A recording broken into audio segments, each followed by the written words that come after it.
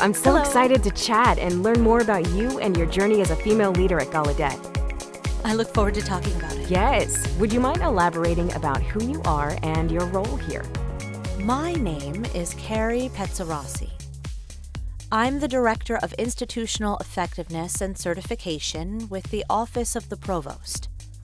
My blended office is kind of boring. It's Institutional Research and Effectiveness. The title itself is misleading. There's a lot of work that goes on behind the scenes. We have a lot of data collection and analysis of that data. We promote data-informed decisions for enrollments, recruitments, grade analysis, faculty decisions, and all of that. We crunch those numbers and translate them into decisions for the university. Well, you might say it's boring, but it's very Thank you. important. You had a pretty cool journey here at Gallaudet, too. You started here, actually in D.C. Yes. You were born here. Yes, I was. My actual birth certificate says Washington, D.C., just like my son Nate. Ah, just like he has you. a Washington, D.C. birth certificate. You moved out of the city, lived life in various All places. over. You decided to go to college elsewhere. What made you think of Gallaudet for graduate school? I always knew about Gallaudet because of my familial background and family history, primarily through my great-aunt who first came here in 1950. I always knew about Gallaudet, and I think I wanted to go to a different university because I wanted something different from my Understandable. family. When I was 12, I decided I wanted to become a psychologist. I met my first deaf female therapist, and I was amazed. There's a person sitting there listening to stories all day. My favorite books as a child were in the first-person perspective, so I thought that was a great job. It was my dream job, and I decided I wanted to be a psychologist. I deviated a little bit to rehab counseling for the deaf. I got my master's degree as a vocational rehabilitation counselor, then I returned to my dream. I wanted to be a therapist and psychologist for the deaf and hard of hearing population. In my mind, I thought, where else? It had to be Gallaudet. Why that particular question? Where else? Gallaudet is where you get direct exposure and direct instruction. I'm deaf myself, and I can receive direct instruction from professors in the classroom rather than third-party entities such as interpreters and CART providers. So, being able to receive direct instruction. My first experience with direct instruction was really with Dr. Glenn Anderson. Oh, wow. He was a rehabilitation counselor in the graduate program at Arkansas. That really solidified my self-identity as a deaf person who uses ASL. I grew up oral, and seeing ASL in the classroom really helped my identity form. When I came back to the sense that I really should be a psychologist, Glenn nudged me to think about Gallaudet for my PhD. I agreed, and I wanted my doctorate. Where else? Gallaudet has the exposure to direct instruction, and they know how to interact with deaf people, instead of me trying to figure out everything on my own in other universities. Precisely, In trying other to places, apply trying everything. to do it on my own. What does research prove that works?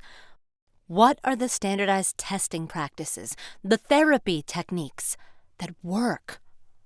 Gallaudet was where I felt was a good fit for me to get my PhD. On a personal level, I'm very curious. This often comes up. Deaf people often say Gallaudet is an easy university academically. You've been to other hearing universities, and coming to Gallaudet for your PhD, was it easy or not? Oh, no. It was easy in terms of getting instruction. The barriers of interpreting errors or linguistic errors and trying to figure out what the professor was saying, that barrier was gone. That's what makes The it. content I was learning was not easy. It was still a tough program. Yes. It was still hard.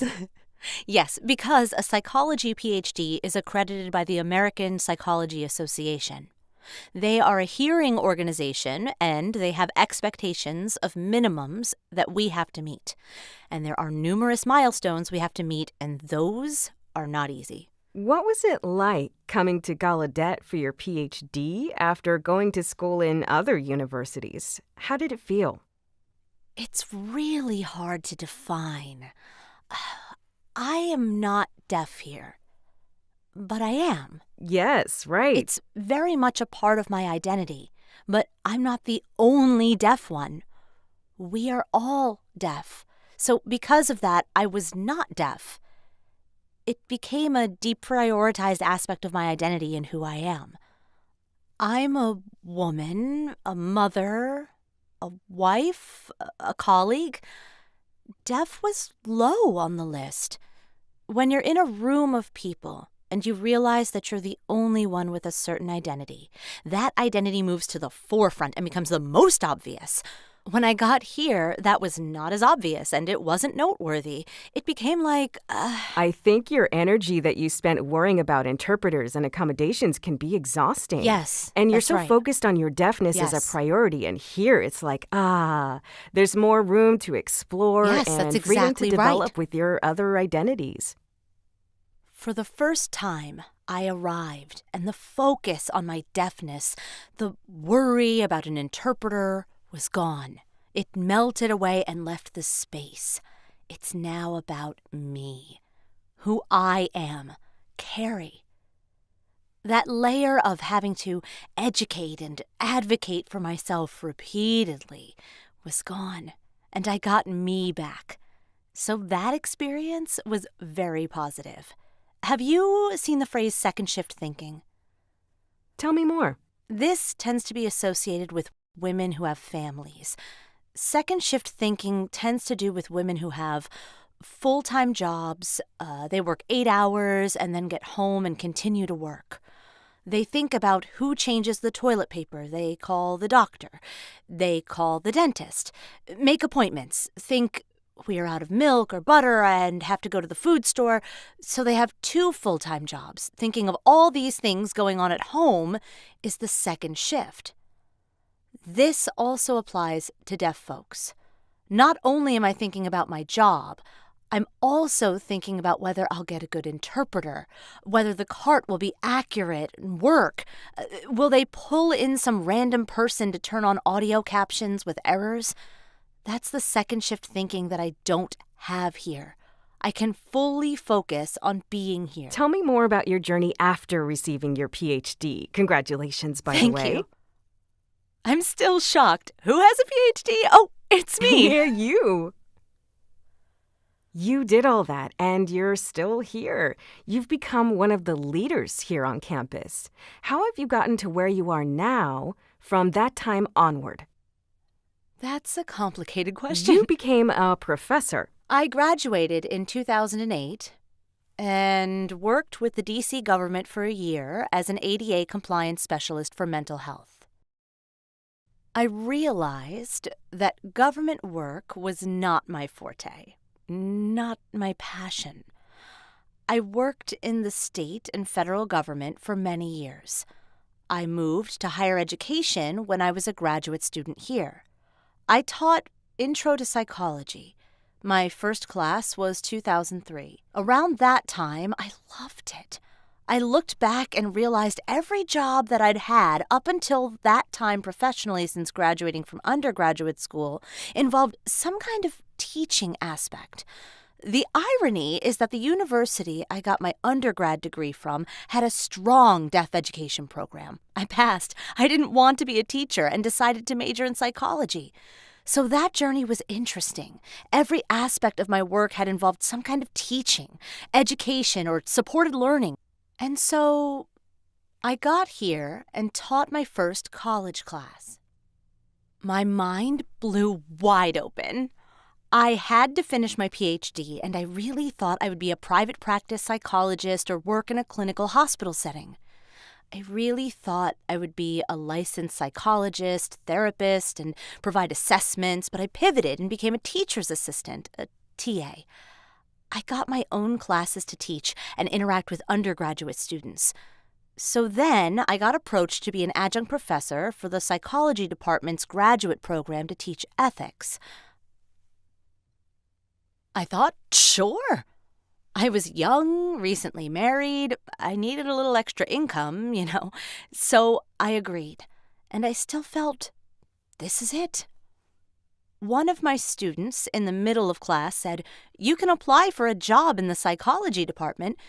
They're hiring right now, and you should apply for it. I thought, fine.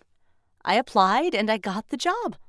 I fell And the into rest teaching. is And history. the rest is history. You became a female leader here on campus at Gallaudet. What was that journey like? Do you feel like Gallaudet really supports female Yes. leaders? I was the GSA, Graduate Student Association president. That was my first. That was part of the novelty of removing the focus on my deafness, an interpreter having to be there if I ran for office anywhere else. It would be a sensational thing for a deaf person to run. Here it's more of, are you capable? Do you have the skills? I was elected as president, and that was my first real foray into leadership. Back then, I never really thought about my being female, not until much later. That was my first taste of leadership, and I really liked it. Seeing the system and how people interacting with different types of people. After a while, I decided to return to Gallaudet as a faculty member. When you become faculty, you kind of have to start over with your career. There's a different system. Being faculty is very different from a 9-to-5 job. It's intensive, and one thing people don't realize is that it's not easy. Faculty work over 40 hours a week with I'm sure, shifting to fit the needs of schedules. students. You're there for students. That's a big Yes. part of your job, too. Weekends and evenings, being on the phone with students, emailing them, grading work, coming up with lectures and activities to draw your students' attention and have them interact. That's where I really interacted and developed my leadership skills. With my students. I became a faculty fellow for the faculty department here in 2015. I was involved in teaching how to be an effective faculty professor, from research to teaching to service. So that was in 2015. It was nice. It was kind of a taste of being in administration. Not really admin, but just a taste. Additionally, I was then voted as vice chair of our faculty governing system. Just like students have the GSA and the SBG, the faculty have the same. Staff members also have a similar system. I was vice chair, and then I really immersed myself and learned more. Time went on, and I really wanted to be an ACE fellow. We talked about this Yes. previously. Can you elaborate on ACE? Yes. American Council on Education. It's one of the United States' oldest member organizations. Gallaudet is a member of the ACE.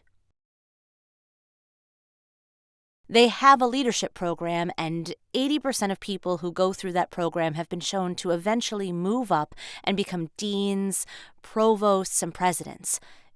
It trains people on leadership, and the intention is to grow more experienced leaders by allowing the opportunity to go and observe universities. I'm still a Gallaudet employee. You still work at Gallaudet. And I'm also sent to a different university, Wider University near Philadelphia, Pennsylvania. I've commuted back and forth for the last year. Wow. It's eye-opening. I'm literally a fly on the wall.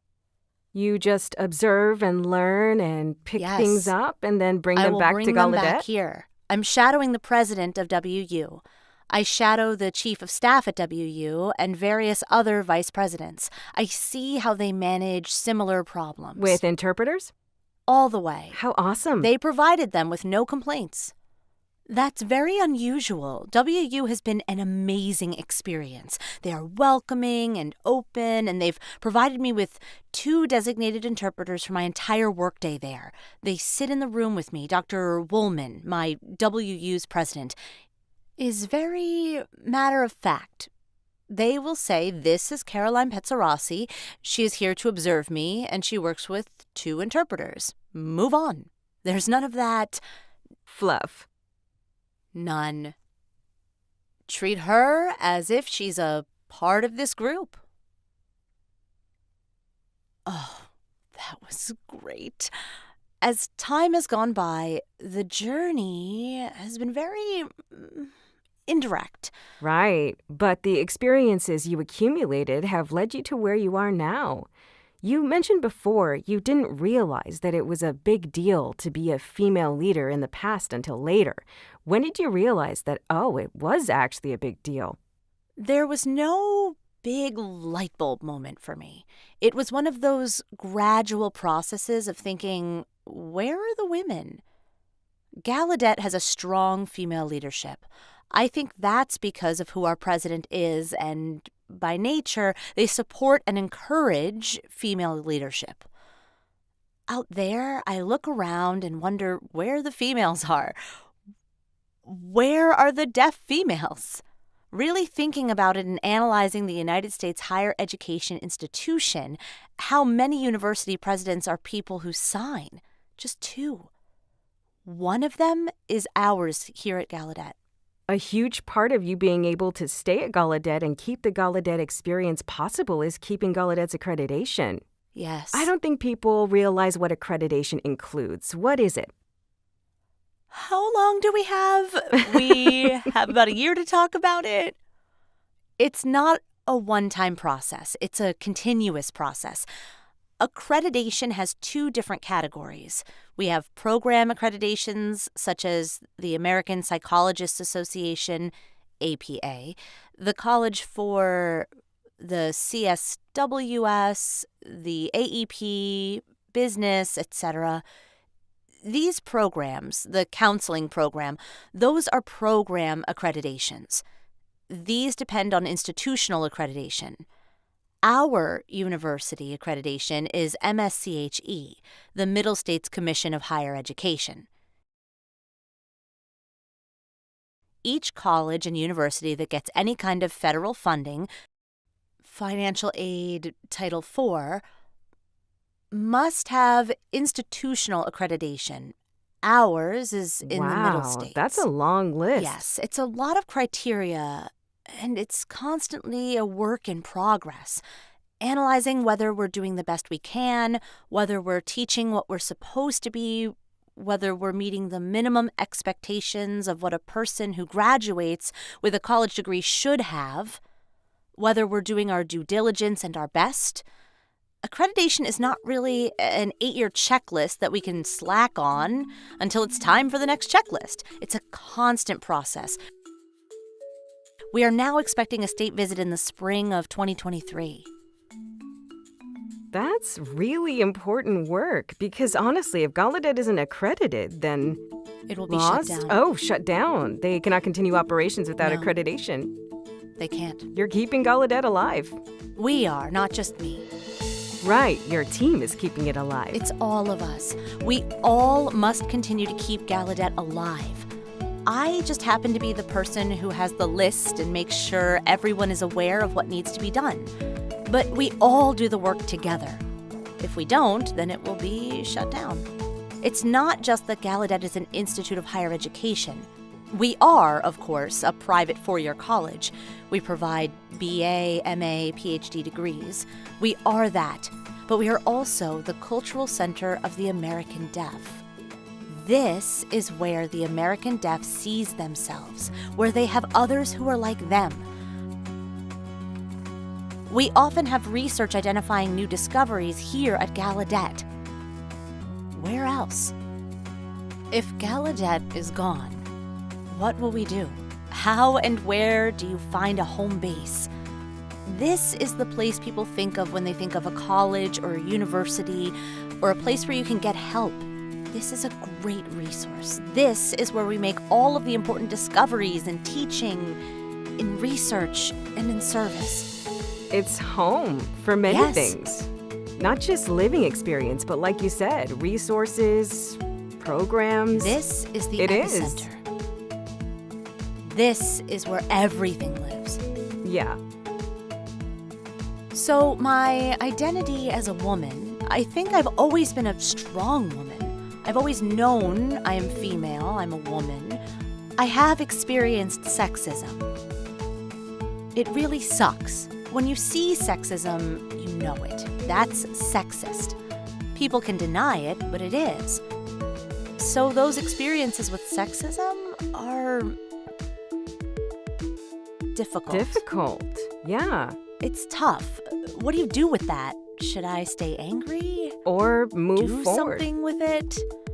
Take it in and own it? So, I have been a strong female in leadership, and the expectation that I should behave like men is wrong. No, be your own person. Yes. So, the expectation of me, or even the opposite, I have to be warm, fuzzy, Open, smile more, emotional. hug people, or be tender. No. There's so many Why? contradictions. You can't be one type of person. You have to be yourself. And I think that the societal expectations of how a person should behave based on their appearance is really Wrong. harmful. Wrong. It's harmful. Yes. I agree. Beautiful. Thank you for making it so easy. That's my job. You did a beautiful job.